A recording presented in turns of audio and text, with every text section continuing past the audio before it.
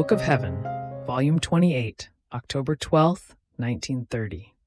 Fear is the scourge of the poor nothing, the love that God nurtures for the creature to the point of putting her in a contest with himself.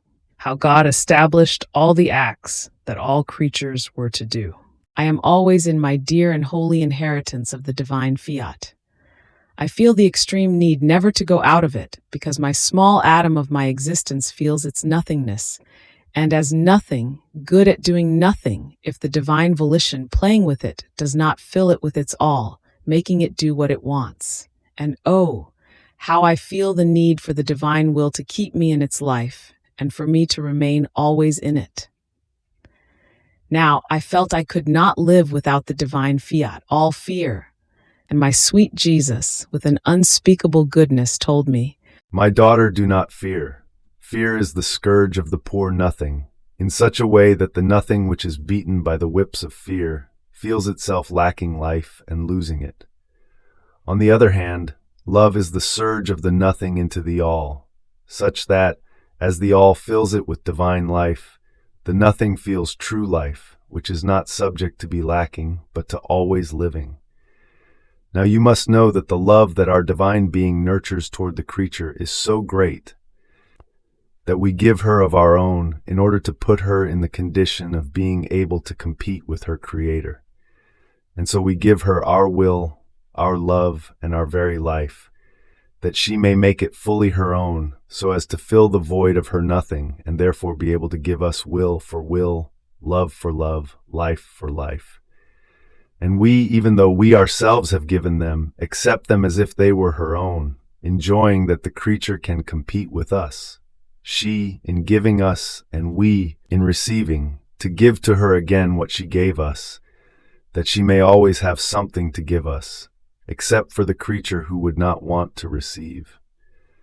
Then she feels the void of her nothing, without true life, without a divine will that sanctifies her, without the love that leads her to love her Creator.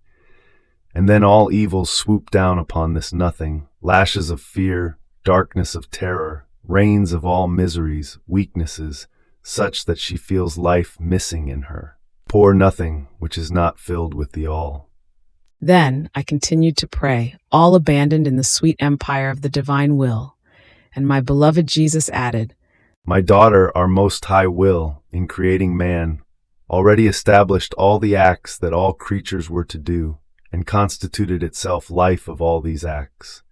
So there is not one human act which does not have its place in our divine will. And when the creature performs each of her acts, our will enters the field of action in the human act of the creature. Therefore, all the power and sanctity of a divine will enter into the act of each of them. Each act entered the order of all creation, each one taking its place, almost like stars, as each of them has its place under the azure of the heavens. And since everything, the whole of mankind with all their acts, was ordered and formed by our divine fiat in creation, when the creature does an act, the entire order of creation is moved, and our will is in act as if it were then creating the whole creation. In fact, in our will, everything is in act, and the act of the creature enters into its act.